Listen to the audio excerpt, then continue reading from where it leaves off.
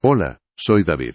Vi a mi hermano Ricardo, un millonario que creía poder comprarlo todo, romperse en 1000 pedazos en la sala de espera de un hospital. Fue la noche en que el dinero dejó de tener ningún valor.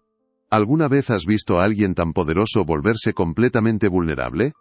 Antes de contarte lo que pasó cuando una niña se le acercó y le hizo la petición más extraña que he oído en mi vida.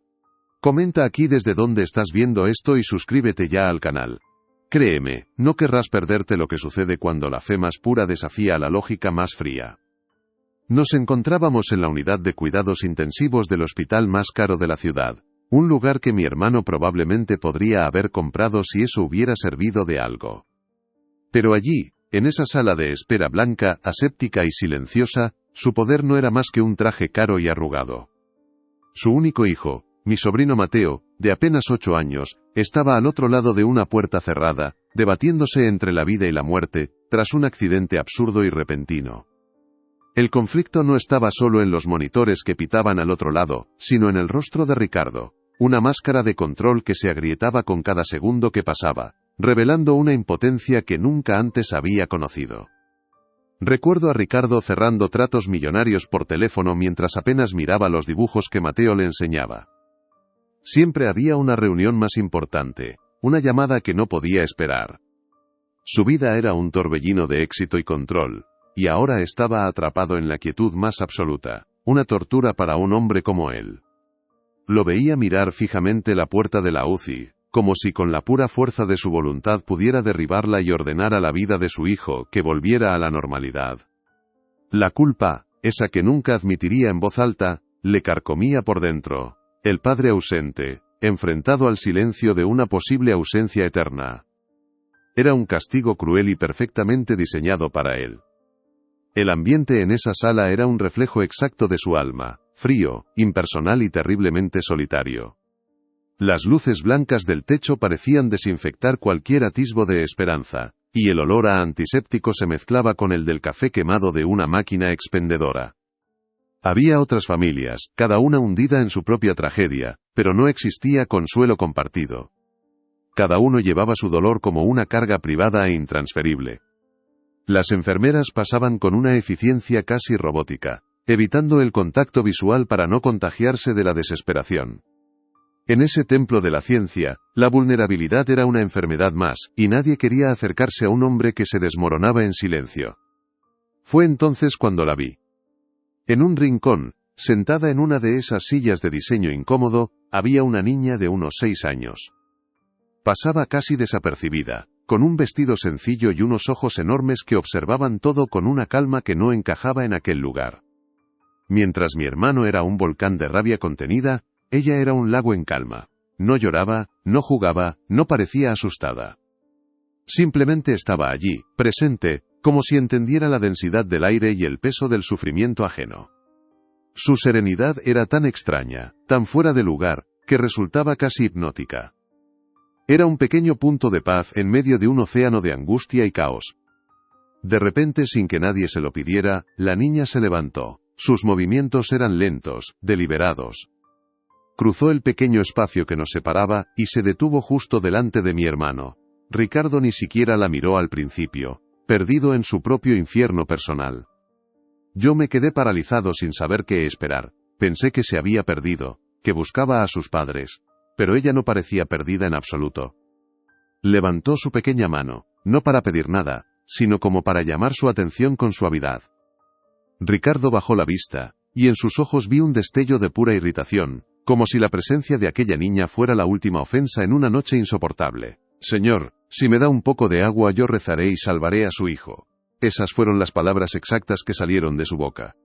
La voz era tan suave que al principio pensé que lo había imaginado. Un susurro perdido en el zumbido constante y opresivo del hospital.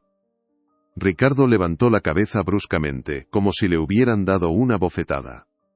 Su mirada, que hasta ese momento había estado clavada en la puerta de la UCI como si pudiera derribarla con la mente, se enfocó en la pequeña figura que tenía delante.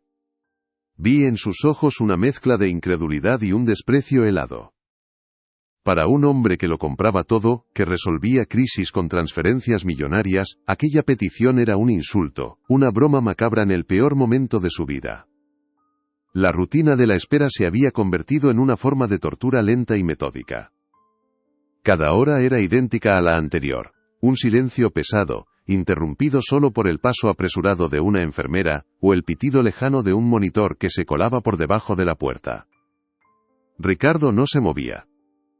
Se había convertido en una estatua de la desesperación, con su traje caro completamente arrugado y la barba de 2 días marcando un rostro que había envejecido 10 años en una sola noche. De vez en cuando, miraba su reloj, un Patek Philippe que valía más que un coche, pero el tiempo ya no tenía ningún significado.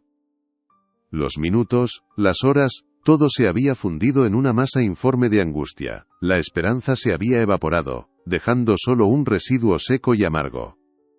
El mundo exterior había dejado de existir para él. Su teléfono, normalmente una extensión de su mano que no paraba de sonar con llamadas de socios y abogados, yacía en silencio sobre la silla contigua. Lo había apagado horas antes, después de gritarle a su asistente que no quería saber nada de nadie. Su imperio, construido a base de una ambición implacable, se sentía ahora como un castillo de naipes ridículo e inútil. ¿De qué servían las acciones, las propiedades, las cuentas bancarias, con cifras astronómicas, si no podían comprar un solo latido del corazón de su hijo? Esa impotencia era un veneno que le recorría las venas, quemándole por dentro mucho más que el dolor o el miedo. Era el colapso total de su identidad. Y en medio de aquel desierto emocional, estaba ella, la niña, Lucía. Supe su nombre más tarde, cuando su madre la llamó en un susurro desde el otro extremo de la sala. Parecía ajena a la atmósfera de tragedia que lo impregnaba todo. No jugaba con un móvil ni leía un cuento. Simplemente observaba, con una serenidad que desarmaba. Sus ojos, grandes y oscuros, no juzgaban, no sentían lástima, solo veían. La había estado observando a ella, y sobre todo a mi hermano durante un buen rato. Veía la rabia contenida en sus puños apretados, el temblor casi imperceptible de su mandíbula, el vacío de su mirada.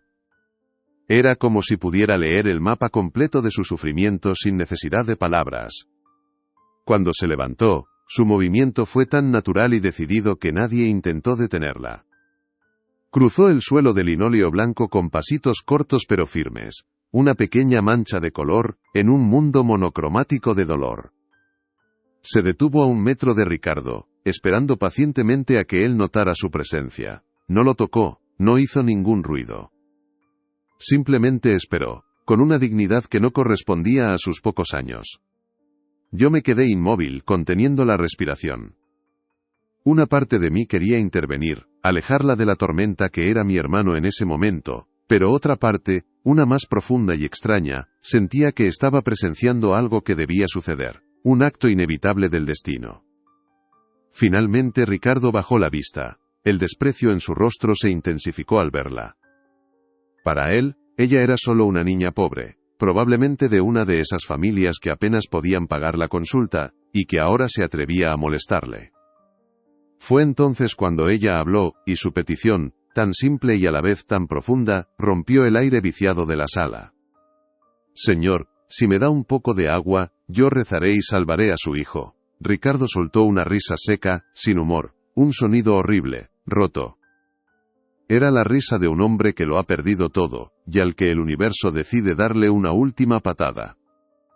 La miró como si fuera un insecto, un delirio, la prueba definitiva de que el mundo se había vuelto completamente loco. Toma, reza todo lo que quieras, le espetó Ricardo, con un desprecio que me heló la sangre. Su gesto fue brusco, casi violento, al entregarle un vaso de plástico lleno de agua del dispensador. Era como si quisiera despacharla, deshacerse de esa molestia, de esa absurda superstición que había osado interrumpir su agonía.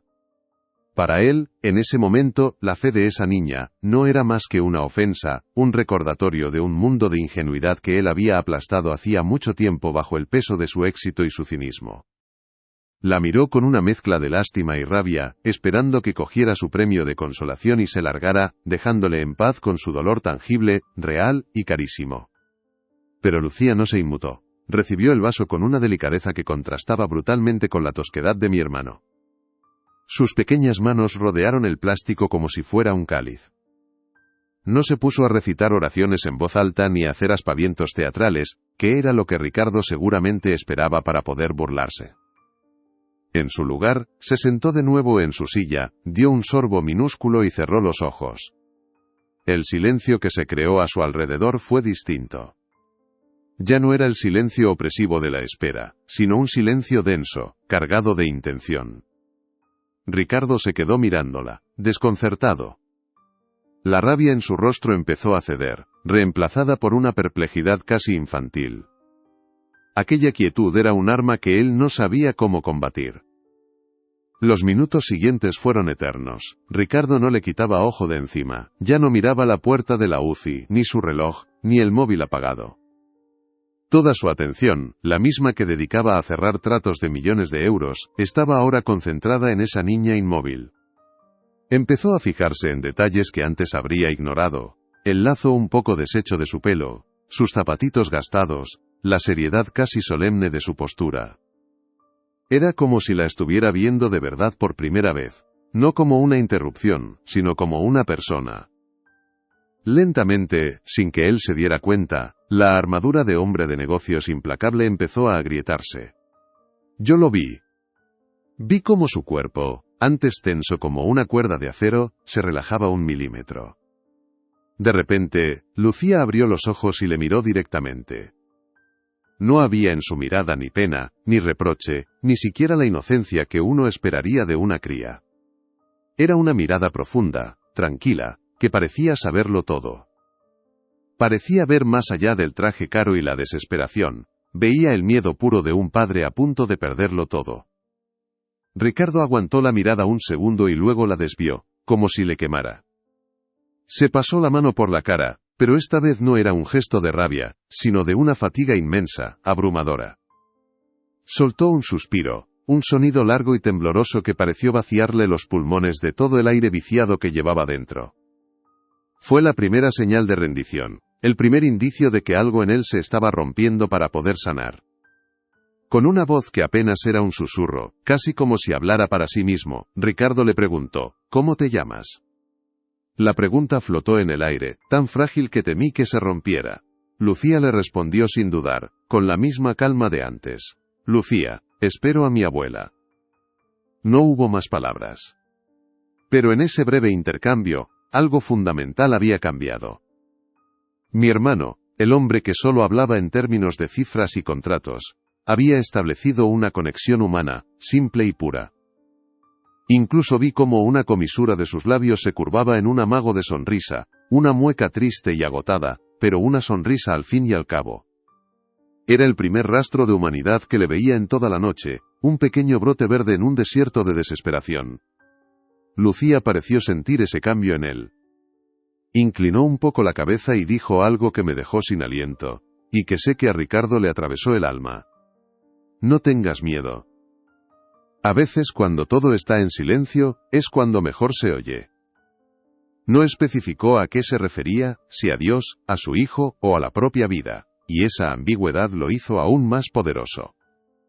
Ricardo se quedó mirándola, con los ojos muy abiertos, completamente desarmado. ¿Cómo podía saberlo? ¿Cómo podía una niña decir exactamente lo que él necesitaba oír sin saberlo? Una extraña calma empezó a invadir el espacio entre ellos. La rabia de mi hermano se disipó, reemplazada por una especie de entrega resignada, casi pacífica. Estaba presenciando la demolición de un titán, y todo por un vaso de agua. Pasaron unos minutos en los que el tiempo pareció detenerse por completo. Después de las palabras de Lucía, el zumbido de la máquina expendedora y el murmullo lejano de los pasillos se desvanecieron. Solo quedaba el silencio. Pero ya no era el silencio aterrador de antes. Era un silencio denso, expectante. Vi a Ricardo llevarse una mano al pecho, como si sintiera una punzada. Su expresión no era de dolor, sino de pura extrañeza. Luego me miró, con los ojos muy abiertos y susurró: siento como un calor aquí dentro. No supo explicarlo. Para un hombre que medía el mundo en cifras y diagnósticos, aquella sensación física, tan real y a la vez tan ilógica, fue el primer ladrillo de su fortaleza que se desmoronaba sin hacer ruido. Poco después, una de las enfermeras más veteranas, una mujer de rostro severo que hasta entonces nos había ignorado, se acercó a nosotros. Su paso era tranquilo, no alarmado, lo que de alguna manera lo hizo todo más extraño. «Señor Ricardo», dijo, y su voz sonaba menos mecánica que antes. «Solo para informarle. Los niveles de oxígeno de Mateo se han estabilizado, no han mejorado drásticamente, pero han dejado de caer. Es la primera vez que esto ocurre en horas». Ricardo no dijo gracias. Ni siquiera asintió. Se limitó a girar la cabeza lentamente y clavar su mirada en Lucía, que seguía sentada con el vaso de agua entre las manos, ajena a todo. La enfermera nos miró a los dos, extrañada por su falta de reacción, y se marchó encogiéndose de hombros. Fue entonces cuando Ricardo cerró los ojos con fuerza. No sé qué esperaba ver, pero lo que encontró le golpeó como una ola. Más tarde me confesó que, en ese instante, vio a Mateo. No en la cama del hospital, entubado y pálido, sino en el parque, hacía un par de años. Lo vio con una claridad abrumadora. La luz del sol filtrándose entre los árboles, el sonido de su risa mientras intentaba atrapar una mariposa, el olor a hierba recién cortada.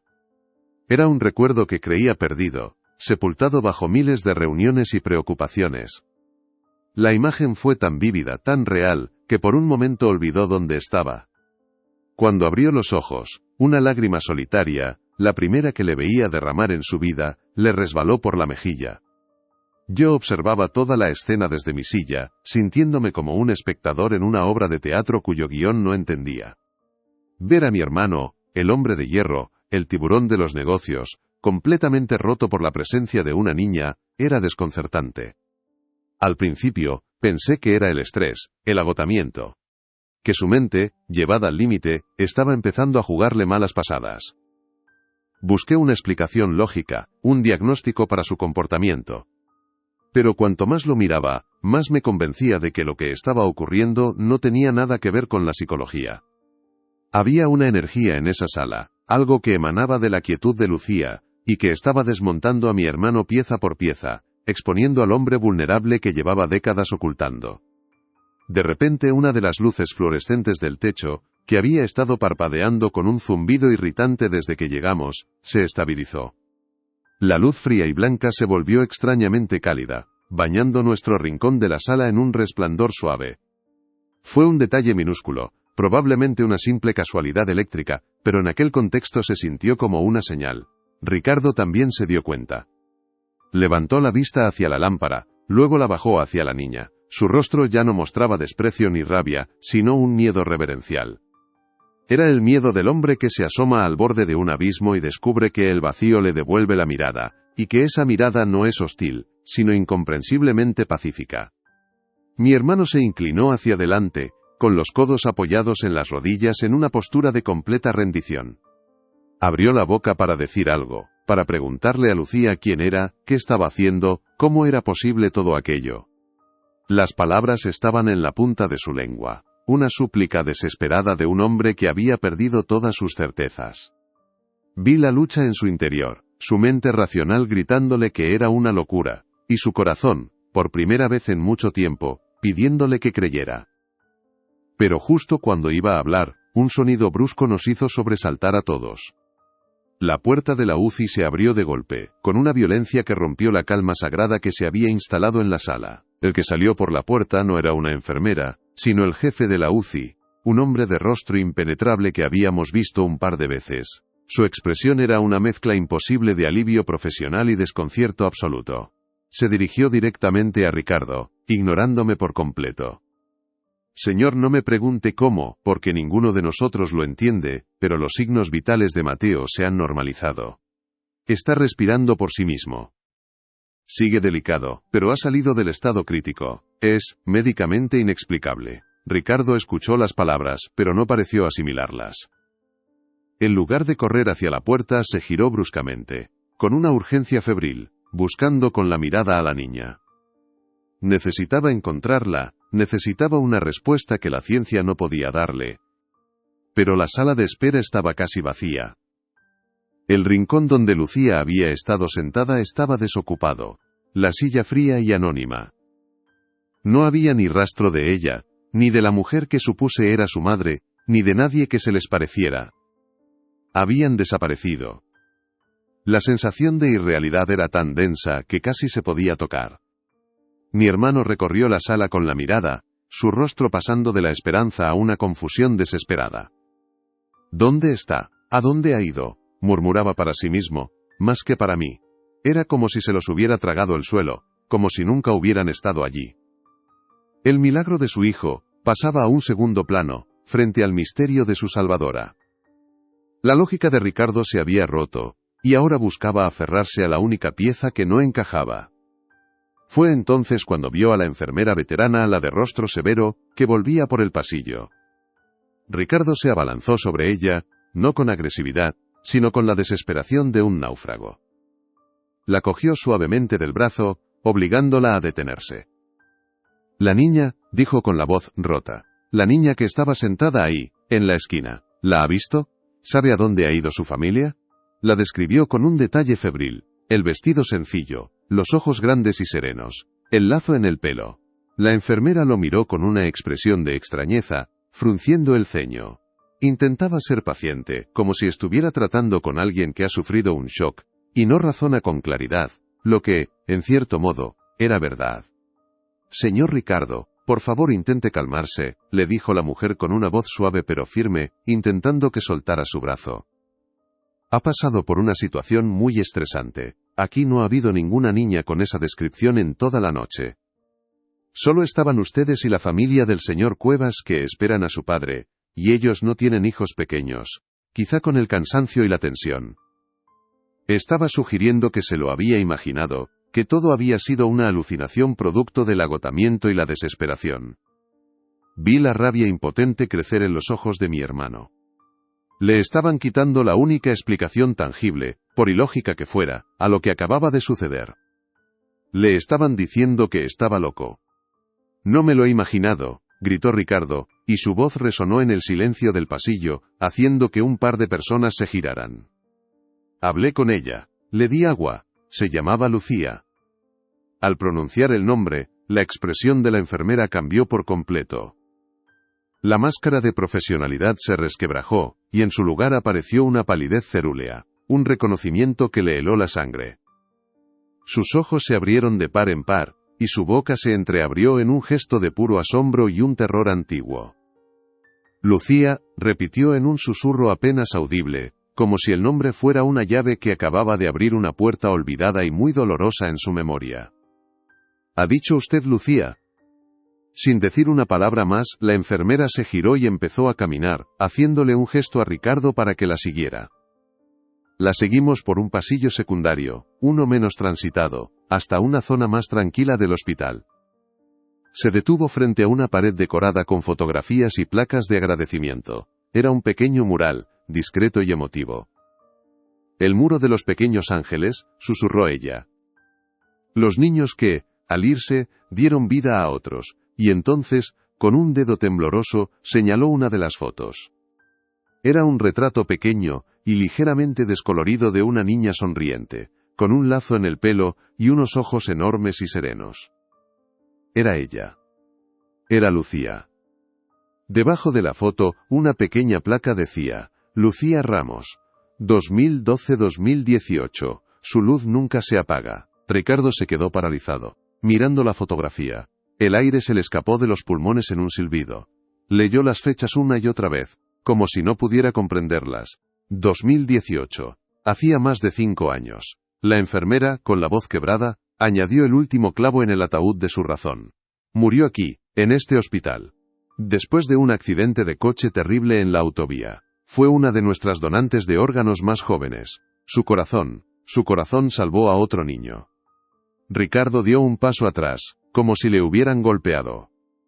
La imagen de la niña pidiéndole agua, su calma sobrenatural, el milagro inexplicable de Mateo, todo encajó en un mosaico aterrador y sagrado. La niña que había salvado a su hijo no era de este mundo. El mundo de Ricardo se desintegró frente a aquella fotografía. El hombre que construía imperios sobre la certeza de los números y el poder del dinero se encontró de rodillas ante un misterio que no podía comprar, ni negociar, ni comprender. Se quedó inmóvil, con la mirada clavada en los ojos serenos de Lucía, mientras el zumbido del hospital se convertía en un ruido sordo y lejano. Cada detalle de su encuentro cobraba ahora un sentido aterrador y sagrado. Su calma, su petición de agua, su promesa. No había sido una alucinación por el estrés. Había sido algo mucho más profundo, algo que venía de un lugar al que su lógica no tenía acceso. La enfermera permanecía a su lado, en silencio, compartiendo un asombro que iba más allá de lo profesional, un respeto temeroso ante lo que acababan de presenciar. No puede ser, susurró Ricardo girándose hacia la enfermera con una desesperación infantil en la mirada. Su voz era un hilo frágil, la última hebra de su antigua identidad a punto de romperse. Yo hablé con acento agudo con ella, estaba ahí, era real, sentí su presencia. La enfermera asintió lentamente, con una compasión que trascendía su uniforme. Lo sé, señor, no dudo de lo que vio. Pero le aseguro que Lucía Ramos falleció en este hospital hace más de 5 años, recuerdo su caso perfectamente. Fue una de esas tragedias que se te quedan grabadas para siempre. Una niña llena de vida, se fue en cuestión de horas. Sus palabras no eran un intento de desmentirlo, sino de confirmar una verdad imposible, una que ambos estaban obligados a aceptar sin poder explicarla. La enfermera tragó saliva, como si la revelación que estaba a punto de hacer le costara un esfuerzo sobrehumano. Hay algo más que debe saber, continuó con la voz temblorosa. Sus padres, en medio de su inmenso dolor, tomaron la decisión de donar sus órganos. Querían que la luz de su hija siguiera brillando de alguna manera. Su corazón, señor Ricardo, el pequeño y fuerte corazón de Lucía, fue trasplantado a otro niño aquí mismo, en esta unidad. Un niño que estaba a punto de morir, y que gracias a ella tuvo una segunda oportunidad. En ese instante, el aire de la sala se volvió denso, cargado de un significado insoportable. La conexión era demasiado perfecta, demasiado simbólica para ser una simple coincidencia. Un corazón que dio vida, un espíritu que volvía para salvar. Ricardo cerró los ojos con fuerza, pero la imagen de Lucía estaba grabada a fuego en su mente. Volvió a escuchar su voz suave. No tengas miedo. A veces, cuando todo está en silencio, es cuando mejor se oye. Aquellas palabras ya no eran el consuelo inocente de una niña, sino un mensaje directo, una clave para un enigma que acababa de resolver. El agua, un símbolo de vida y pureza. La oración, un acto de fe inquebrantable. El milagro de Mateo. Todo encajaba en un patrón divino y aterrador. Se dio cuenta de que, durante toda la noche, había estado gritando en silencio, suplicando con una arrogancia desesperada. Y en medio de su ruido interior, una pequeña alma silenciosa había sido la única capaz de escucharle y responderle, no con lógica, sino con un acto de amor puro. El peso de esa revelación fue demasiado para él. El titán de las finanzas, el hombre que nunca se doblaba ante nada ni nadie, se quebró por completo.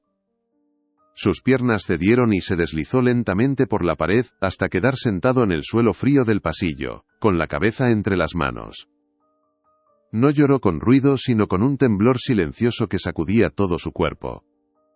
Eran las lágrimas de un hombre que lo había perdido todo, su arrogancia, su cinismo, su control, para encontrar algo infinitamente más valioso. La enfermera, rompiendo cualquier protocolo, se arrodilló a su lado, y sin decir nada, le puso una mano en el hombro. Era un gesto de pura humanidad, el reconocimiento de que ambos eran testigos de algo sagrado que les superaba por completo. Después de un tiempo que pareció una eternidad, Ricardo levantó la vista. Sus ojos, enrojecidos y vacíos de toda soberbia, se posaron de nuevo en la fotografía de Lucía. Ya no veía a un fantasma, ni un misterio aterrador. Veía a un ángel. Un pequeño ángel que había cruzado un umbral incomprensible para traerle no solo la vida de su hijo, sino también la suya propia. Estiró una mano temblorosa y tocó el cristal frío que cubría la foto, un gesto de reverencia, de gratitud y de una disculpa que nunca podría verbalizar. En ese contacto, sintió que le entregaba su vieja vida, el cascarón vacío de un hombre que creía tenerlo todo y que en realidad no tenía nada. El hombre que lo compraba todo acababa de recibir el regalo más grande, y no le había costado ni un céntimo. La enfermera se levantó en silencio, y con una última mirada cargada de comprensión, le dejó solo. Se quedó allí, sentado en el suelo del pasillo, frente al muro de los pequeños ángeles, un hombre roto, y al mismo tiempo, más completo que nunca. El silencio del hospital ya no le parecía opresivo, sino lleno de una presencia serena. Sabía que nunca podría explicar lo que había sucedido esa noche.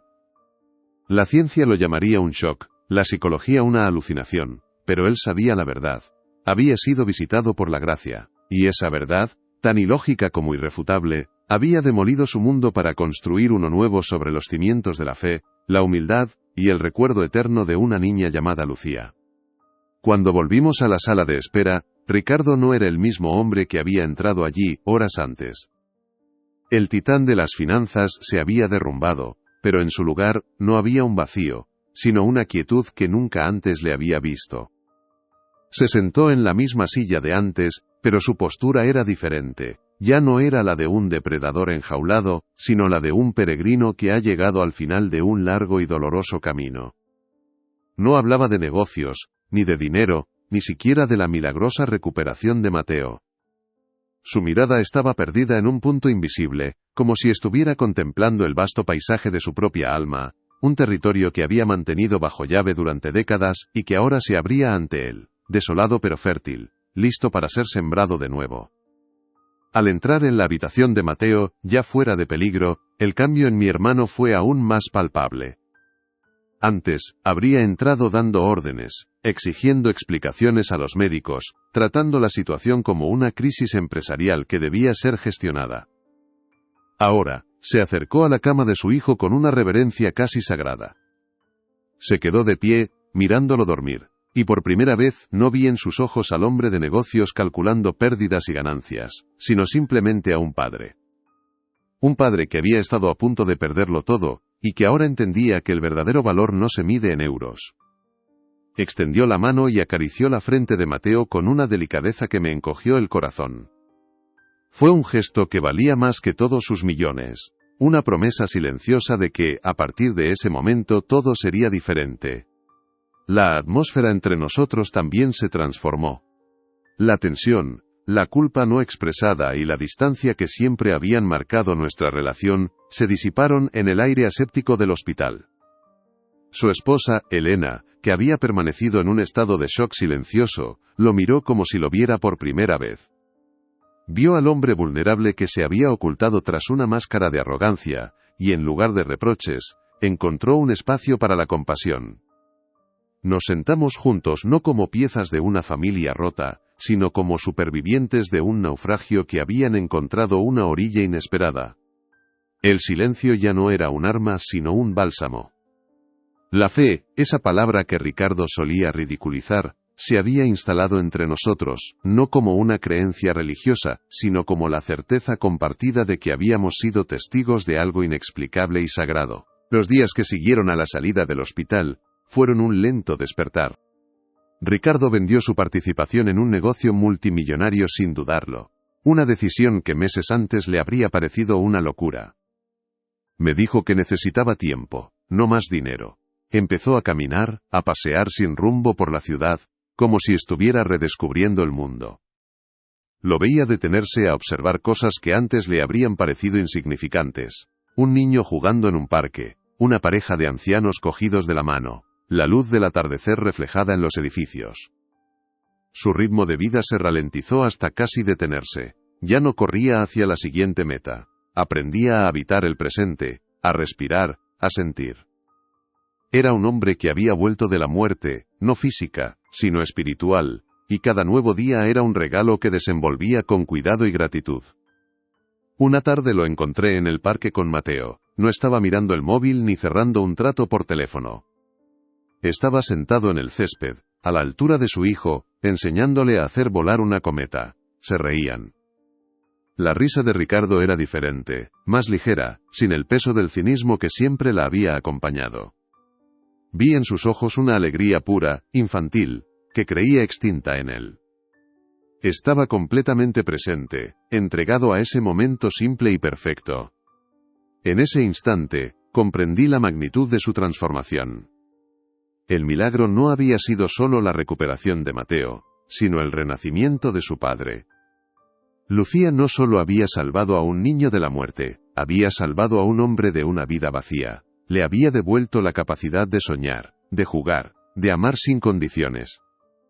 Ricardo nunca intentó buscar a la familia de Lucía ni entender racionalmente lo que había sucedido. Aceptó el misterio como parte de su nueva vida.